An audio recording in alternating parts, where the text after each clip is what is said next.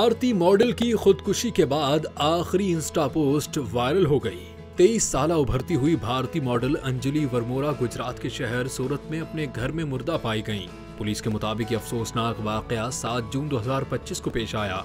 Model की मौत खुदकुशी से हुई और वो जहनी सेहत के मसाइल में मुब्तला थी।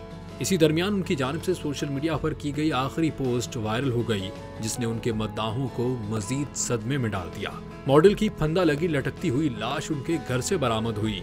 ताहम पुलिस ने अभी तक अंजलि की अलमनाक मौत की वजह की बाज़ाब्ता तौर पर तस्दीक नहीं की, लेकिन उन्हें शुबा है कि मॉडल ने खुदकुशी की है।